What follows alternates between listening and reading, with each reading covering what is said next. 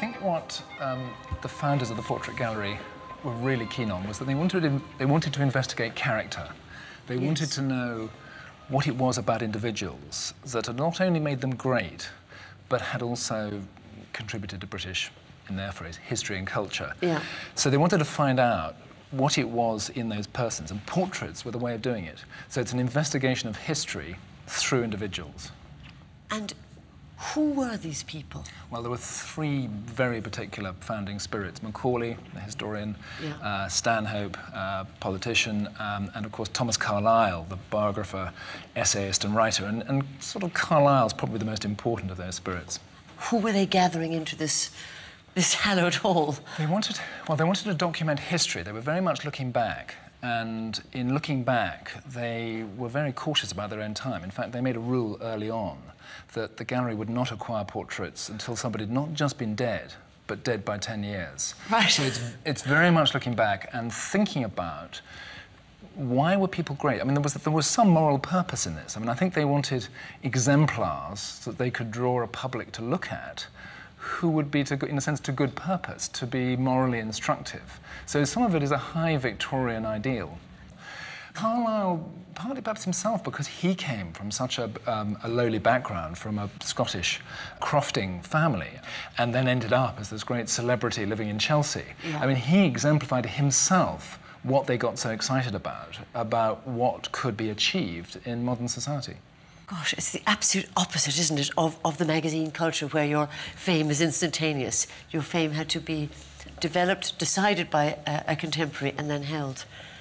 It is, but I think they also were thinking very much about, they wanted the kind of long term, but they also wanted to sort of mix, I think, between some people who, like Shakespeare, were already fantastically celebrated.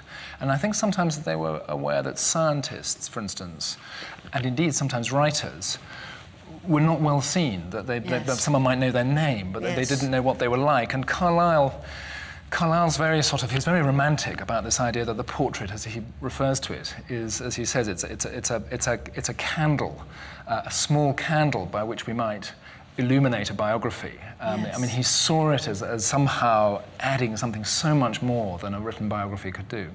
Well, some of the candles are still burning very bright. I mean, I see that the Barrett Brownings over there, the famous Elizabeth Barrett Browning, and here there's a rather, dare I say, tawdry, if iconic painting of the Brontes. The Brontes, I mean, the Brontes does give us, although it came into the collection, of course, later on, it does give us an illustration of something that was there from the beginning, which was that the sitters came first. And of course the quality of the portrait would matter, but if you couldn't get the best quality, you would still want a portrait. And there's something, of course, about the authenticity. I mean, this is the Brontes by their brother Bramwell. Who's painted himself and out. Here's the sort of shadowy figure who's lost. But the fact that it was Bramwell who painted them, the fact that it was him who knew them, even if it's not a great portrait, as it isn't, you know, that they were there, and this very sort of romantic connection to the idea that this is something, a document from history. Should we have a wander to another room?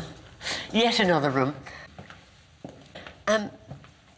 Now here we are, back with Albert, and this rather magnificent group portrait.